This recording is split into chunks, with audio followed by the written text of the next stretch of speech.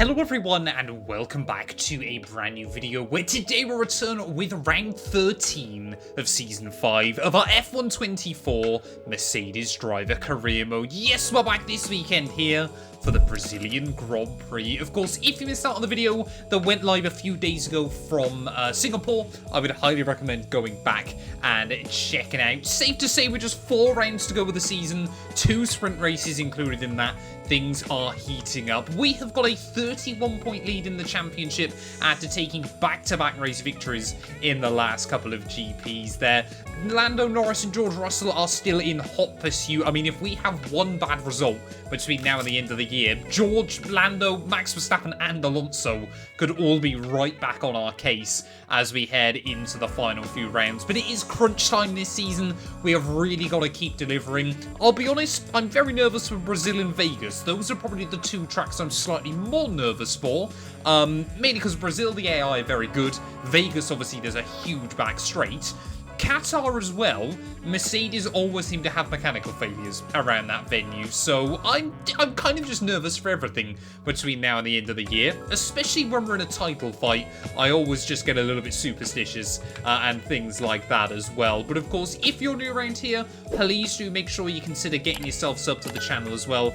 We're trying to get as close as we can to 140,000 subs by the end of the year as well. So if you help us get one step closer, it is greatly appreciated. But of course, yeah, Brazil this weekend, we've got a sprint, so there's 2 opportunities to score some points. Let's see how we get on. Atmospheric tracks don't come much better than this. We're in Brazil for qualifying. Let's get some laps at the limit.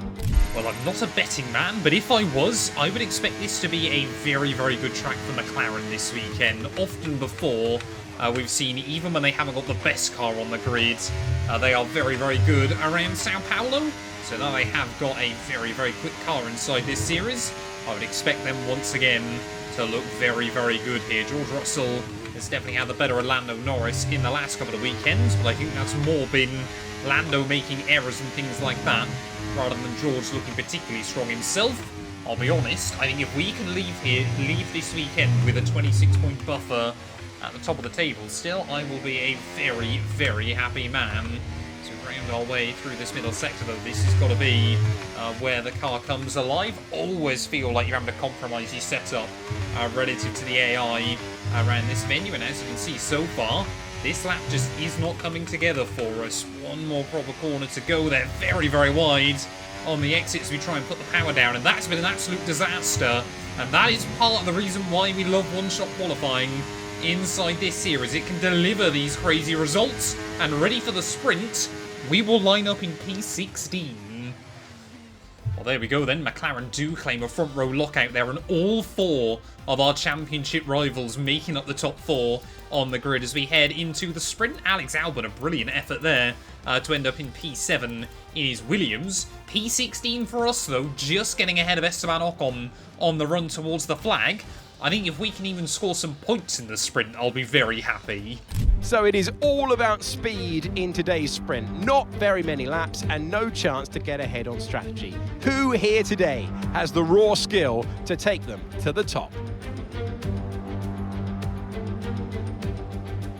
Interlagos, always a very special race here in Brazil, is a 2.7 mile circuit with 9 lefts and 6 rights for a total of 15 corners. The fastest lap today should have an average speed of around 135 miles per hour, if of course the weather stays dry until the end of the Grand Prix. Let's run you through the driver grid order for today's exciting sprint. George Russell will begin today's event in pole position, edging out Lando Norris, who'll start from P2. Moving on to the rest of the grid, we have Verstappen, Fernando Alonso, Oscar Piastri, Sainz, Albon, Perez, Hamilton, Tsunoda, Stroll, Fittipaldi, Gasly, Ricciardo, Behrman, Firestarter, Ocon, Iwasa, Joe, and Frederick Vesti. And with preparations almost complete, let's head trackside for today's sprint. Well, here we are then. It is much, much further down the grid than I would have wanted, but we're going to have to try and do something special throughout the 12 laps here on Saturday. I mean, as always is the case, it feels like in Brazil, I'm basically going to use the sprint as warm-up for the Grand Prix, but hopefully we can try and score some decent points there. But with George Russell lining up on pole, we have got a long, long weekend ahead of us here. 5 red lights, though, we wait for on the grid. Here we go, Brazilian GP. And he's going to be lights out, and oh wait, we go there. Looks like everybody is opting for the subcompound tyre. Esteban Ocon is going to get a rocket ship getaway in towards turn 1. I just don't really want to risk damaging the wing or anything like that through that first corner. So we'll lose 1 place then to the Frenchman. They see Ollie Behrman trying to line up with Daniel Ricciardo there as we wind our way down the Esquina de Lago. One of those McLarens has had an absolutely terrible start, and if I had to bet, I would say it's probably Lando Norris, as Alonso already trying to attack Russell up the front of the order there, almost 3 wide as we make our way up into Ferradura, and we've completely messed it up. You have damage to the rear diffuser. Performance will be noticeably worse beyond this point, I'm afraid. Did not notice. Well, I just never knew you could pick up diffuser damage there, but trying to avoid a wailing Esteban Ocon kind of through those couple of corners there, completely all over the road. And, I mean, how bad is the car going to be with this diffuser damage? I'd rather it happens on a Saturday afternoon than Sunday's Grand Prix, but car feels... yeah, the car feels pretty loose early on. I mean, that's just been an absolute disaster there. I think that was Russell that was still leading at the front of the order. But why is it always the case that after we get 2 race victories, things absolutely fall apart inside this series? You can use it when you're within 1 second of the car ahead and in the DRS zone. I mean, we're lucky in the sense that nobody else has had, you know, a dominant car all year or anything like that. Otherwise, we'd be in even more trouble. But I think if we see anyone by the end of this, it'll probably be a miracle. Well, it has taken pretty much the entirety of this sprint to close back in on Zhou Guanyu and Fred Vesti. I mean, let's be fair, battling the Salvers is not exactly what I had in mind this afternoon anyway there. But, like I said, you know, I think it was unlikely we were going to score points anyway from this sprint, just based on where we'd qualified. So to get some laps in clear air has actually helped us learn a lot about how the car handles around this venue there. Is trying to get the run back up in towards turn 1. Absolutely send it to the inside of Zhou. I mean, we've got none to lose, have we, at this stage of the GP? And there we go, we're no longer in that last place then. Can we try and get a run on Fred Vesti as we make our way back down the Esquina de Lago? Gaining. Way later on the brakes there than Fred Vesti. And there we go, that's both Salvers navigated. We can see there's a big gaggle of cars up in front. But annoyingly for me, yeah, our top 4 in this Grand Prix are still our top 4 title rivals. Well, on to the last lap we go then of this sprint. 16th place on the grid, 18th place it's looking like we're going to end up. That is a pretty bad way to kickstart the weekend. I guess good thing for us, Alonso has made a move to the front of the order. So Fernando Alonso and Aston Martin really do seem like they're kicking back right towards the end of the campaign, trying to get themselves back into the championship hunt as well there. And if he can try and convert again tomorrow, that would be absolutely massive for them. I've just noticed as well, it's not actually Verstappen in P4, it's actually a V-carb.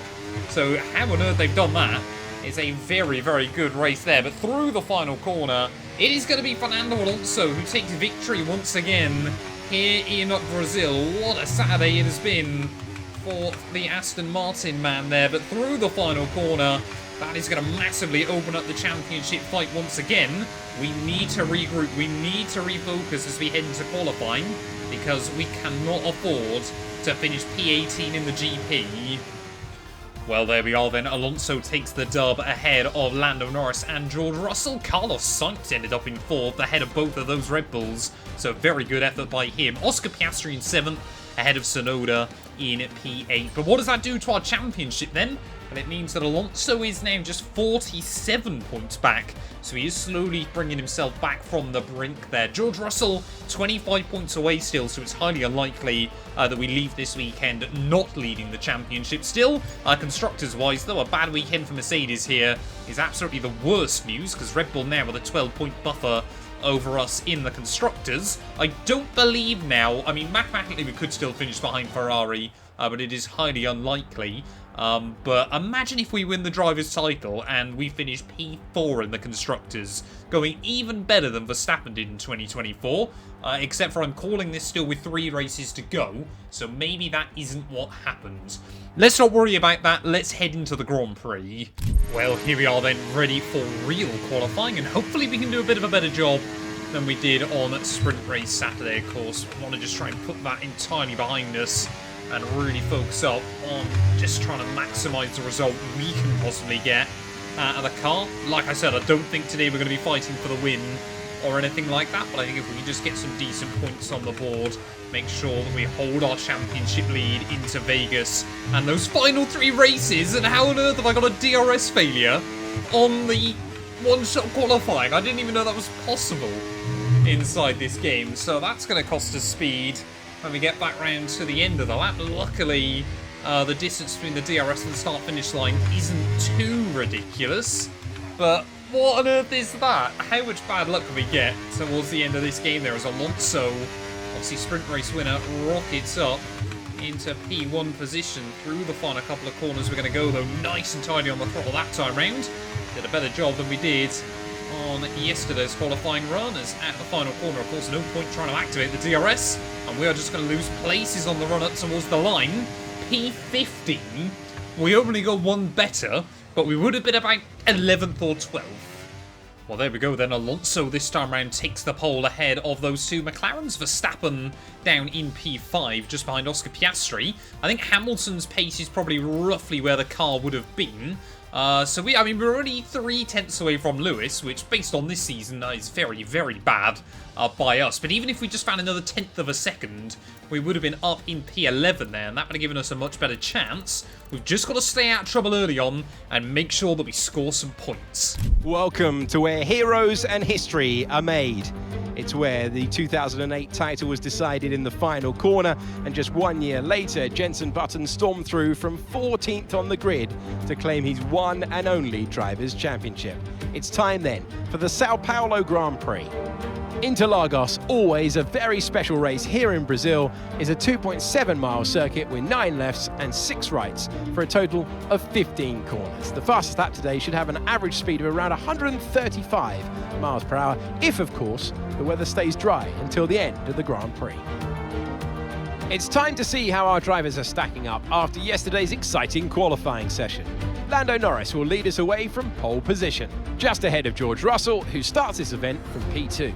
As we continue through the rest of the grid today, we have Oscar Piastri, Verstappen, Stroll, Hamilton, Sainz, Perez, Gasly, Fernando Alonso, Fittipaldi, Behrman, Firestarter, Ocon, Iwasa, Ricciardo, Tsunoda, Vesti, Albon, and Zhou Guanyu.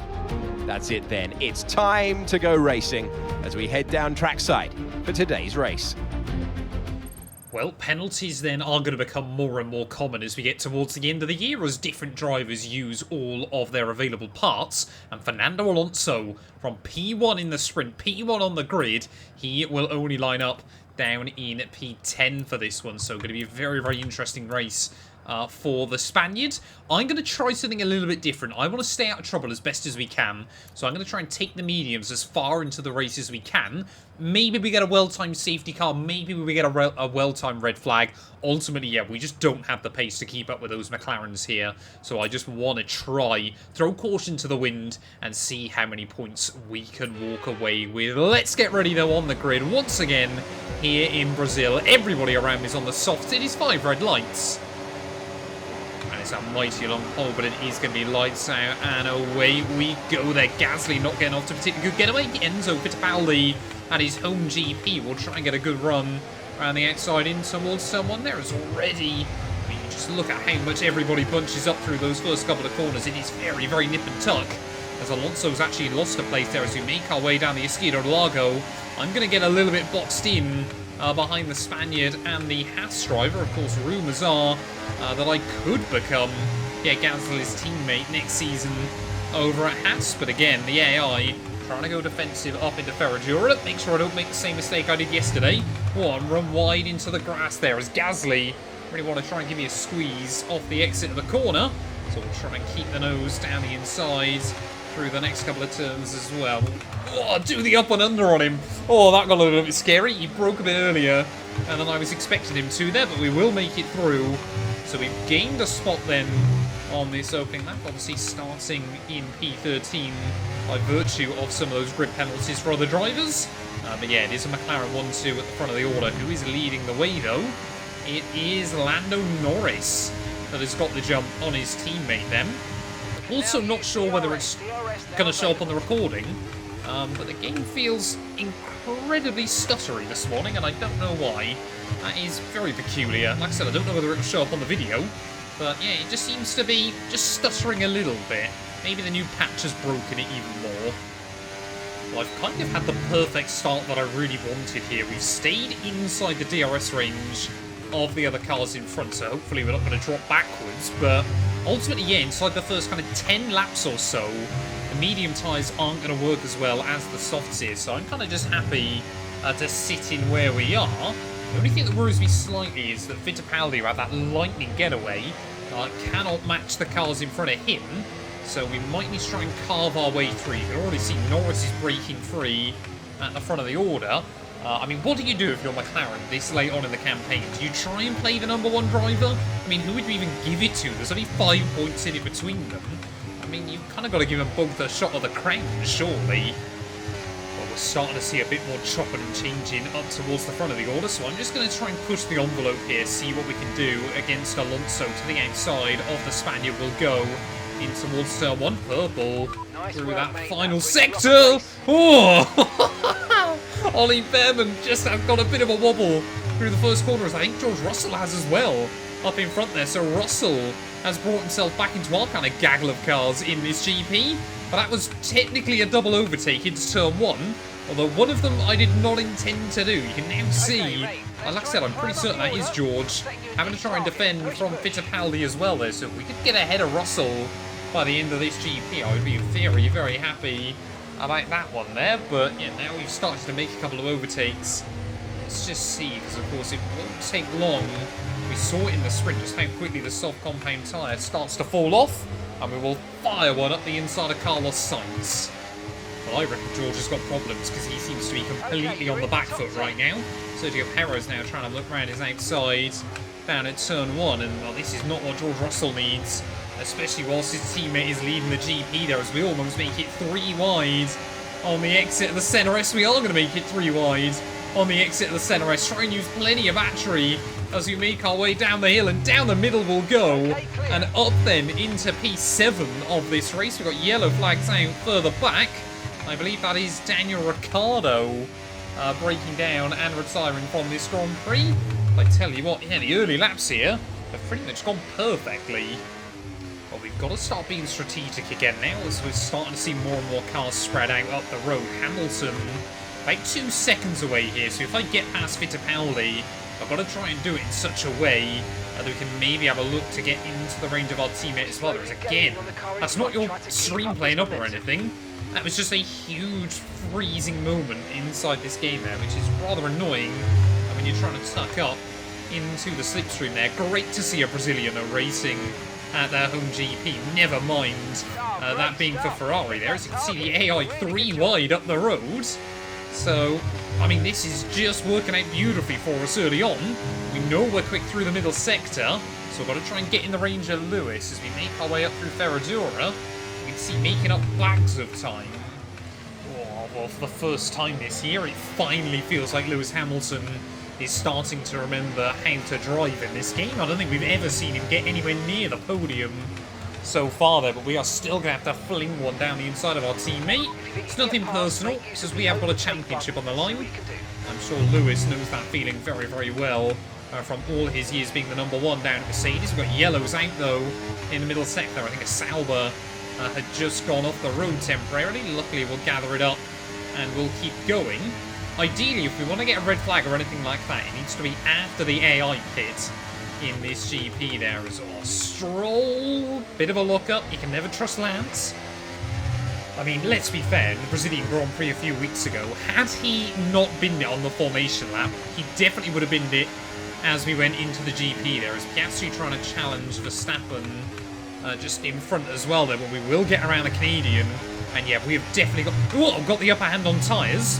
Sorry, Lance, that was my fault. I think Verstappen has just got the legs on Oscar Piastri as well then, so I'm going to try and move past the Australian. Of course, had plenty of battles with him earlier on in the campaign, and it does feel like Ferrari, as we get to the end of the year, have finally figured out that car just a little bit more there. Oscar, though, not willing to give up on it. He's always a fighter in this sport. So we saw that incredible win all the way back in Azerbaijan there, a fantastic defensive drive. Is he now going to get the run, though, down the Escudo de Lago on Verstappen? Well, thinks about it, but not quite close enough to try and go for anything there. And again, you would just see the amount of drive we've got off the corners right now. Are we going to see him go defensive? Oh, come on, Oscar. We don't want to spend all day looking at your gearbox. So I won't. I'm going to send one down the inside again. Very robust move, but a fair and clean one. I mean, I'm surprised so many of the AI have gone on the soft compound tyre. I don't know whether anybody is on the mediums at this stage of the race. So I just see Verstappen and myself struggling to put the power down out of the final corner. Yeah, you see Lando Norris with a 6-second lead up the front of the order, so he is absolutely controlling this race early on. You can try and throw a mean block Max, but it's not going to work. We have so much extra speed there. But we will make it through and up then into P2 of this GP. Will we see him get a run back down the Escudo de Lago? I mean, we know how good that Red Bull is in a straight line. No, okay, he will mate, not. We need to save some ERS, so let's use all the techniques you know about to charge it up. Yeah, I'm sure we can get that back, Mark. But yeah, let's try and go and pursue Lando then. But what do I do in terms of strategy? Do we go to the hearts and pit around the same time as the AI? Or do I really just try and extend and do the alternate? I think if we do the alternate strat, I'll have to get these to about lap 24, and then obviously just fly along on the softs towards the end. Yes. Oh, we've got yellows, we've got another car off. I think that's a Williams. Not sure whether that's Behrman or Albon there. I think it's probably Behrman. Again, another spinner early on in this race. Again, luckily for us, no instant because of it. Max Verstappen, though, back down our inside. Might make a mistake. So we'll try and see if we can switch him again down the Escudo de Lago there, but clearly we've got to use a bit more battery just to try and break free. We know how good that Red Bull can be.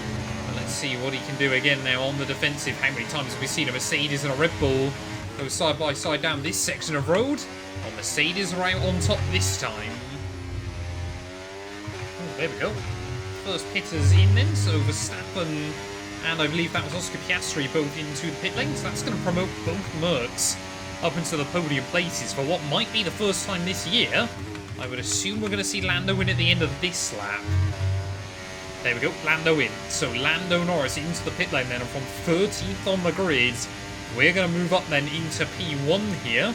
Like I said, we're going to have to try and take these tyres about another 6 or 7 laps, and then go to the softs at the end. I think that's where the AI have made their blunder. They've tried to take those soft compound tyres too far. The mediums just feel lovely. But as we get to 2/3 distance then in this Grand Prix, we have lost a bit more time to Lando than I was hoping we would. Trying to look on the mini-map, I think we'll come out with the Aston Martin. I believe that's of Alonso and the Red Bull of Sergio Perez here, but we've just got to trust our own process, trust our own strategy in this race. We know we'll be quick right towards the very end there, but yeah, just watching that delta drop so much over the last few laps has been really, really brutal here. You know, just trying to hang on these older medium compounded tyre there, but into the pit lane we will come. I didn't really want to wait forever and, you know, try and pray on getting a safety car or anything like that. You know, we've got to think of the bigger picture in the championship as well, about how to maximise our points, as Mercedes again are useless. Absolutely useless. As 4.7 seconds stop, that's going to put us in a load of traffic, I think, by the time we make it out of the pit lane there, and that might be race defining for us. I know it's not ideal, mate, but let's try and put it behind us and get back into this race. Nice and easy on the pit lane exit, and yeah, look at the amount of cars we're going to come out behind as we try and go green flag racing once more there. And I mean, we would have been up with those Aston Martins. Actually, both of those cars that are battling with Sergio Perez. Perez has gone 3 wide with him and taken the spot. Alonso, this might be the afternoon where his World Championship hopes completely evaporate. But how good are these soft compound tyres? They're down the inside of Ollie Behrman. Yeah, I think it's safe to say we've got a fair amount of grip on them. Now we've got them up to temperature. So hopefully we're going to be able to slice and dice our way through. And the inside of the home hero. Thank you very much. Stroll now having to defend from his teammate Alonso in towards turn 1. I mean, could they work together to try and hold us back? I'm not really sure that Stroll's got the capabilities inside him to really attempt that one, but as we'll try and get the power down out onto the Esquito de Lago here. Can we try and get a run on Alonso? Whoa, he's much slower off the corner than I was ever expecting him to be. We'll try and give each other racing room on the exit as we go down the hill. Of course it is, Mark. Do not care. Oh, not the inside through Ferradura. Alonso is never quite going to be able to hang on to that. Oh, around the outside there as we just nudge the grass into the next corner. Make sure we don't nudge our front wing on Lance Stroll's diffuser. We made the move on Fittipaldi last lap, so we will do it again here, down the inside. Both Aston Martins have been navigated, but it is important that we look after the tyres towards the end of the afternoon. We cannot afford to absolutely wreck this set too early and then potentially struggle there. I think once we've gone past Perez, we should have a little bit of breathing room before we close in on Oscar Piastri. As Lewis Hamilton, could he claim his first podium of the year? Would be a very, very tough call if we haven't got the pace for him to let us by. But we might need him to for our championship there. Let's try and get the run on Sergio out in the first couple of turns. We should be able to do this, surely. It's Perez, yeah, he doesn't even really want to defend it all too much. They're down the inside and up into 5th once again. But I'm just not convinced the soft compound tyre works here particularly well. Obviously, the AI, their tyres are like 8 or 9 laps older than mine for the most part, and we're still not taking much out of Piastri and Lewis Hamilton towards the end. 2.5 seconds. Obviously, the DRS, though, is so powerful here. I'm still looking on the mini-map. Maybe, if we absolutely nailed it, we could try and get to Verstappen by the end of this one. But gaining on Oscar Piastri, who clearly didn't want us going to the inside. Luckily, we'd already committed to it. And we are back through again ahead of the Australian. 7 seconds to Verstappen. I don't think that's going to happen by the end of the afternoon. But with 3 laps to go then, we have finally rocked up to the back of our teammate Lewis Hamilton. And this has easily been his strongest race of the year. But sadly, we need the championship points. We can't afford to risk it, especially with Lando Norris out in P1. He's going to slash our championship points lead anyway. So I'm sorry, Lewis, your first podium of the year. It's going to have to wait another day. Around the outside we'll go. And into P3 then, down at turn 1. I mean, I say all that, those mediums will probably hang on. He might be able to come back at me here as we make our way down the Esquito de Lago. Will we see Lewis try and get the run? He's not close enough. Well, on to the last lap then of the Brazilian Grand Prix. And Lando Norris, I said McLaren were likely to dominate this one, but I wasn't expecting him to be so fast come race day Sunday. It's circuit's a bit like Austria, similar in altitude, obviously a lot of high-speed corners. That's always going to play into Lando and Max's wheelhouse. Boy, oh boy, that has been the case today. But if you told me, after especially that sprint race and then that qualifying effort, that we would still be walking away with a P3 here, I would be a very, very happy man. I think this is going to be our first P3 of the year. For whatever reason, I just never finished 3rd inside F124. But it's going to mean our championship lead comes down a little bit to the 2 in front of us. But Russell and Alonso are their championship hopes just being eroded late on in the campaign. You can never count Verstappen out, and Lando Norris probably has been the quickest driver, especially through the second half of the year. He took 4 wins in a row. He's going to get his 5th on the board for this campaign. Lando Norris will win the Brazilian Grand Prix. Max Verstappen will follow him home in at P2 there, and from P13 on the grid, I am very, very happy with P3. Out of the last corner for the last time, Lando Norris is victorious.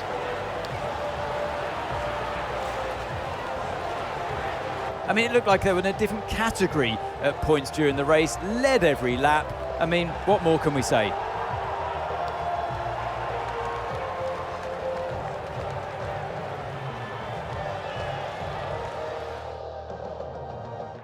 Our drivers are making their way out for the podium celebrations, and it's going to be McLaren picking up the winner's trophy.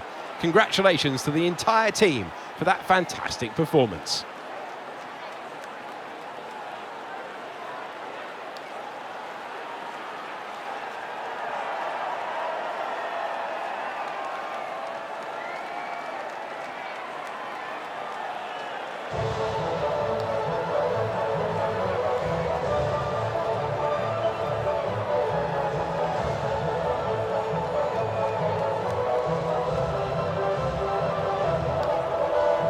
Well, there we are then, the end of the Brazilian Grand Prix, and Lando Norris 32 points to walk away with there. I think he can call that a pretty successful weekend. To be fair, Verstappen and Alonso both did take points out of us in the big picture here, but yeah, for Fernando, with just 3 races to go, there's 86 points available, if I'm not mistaken.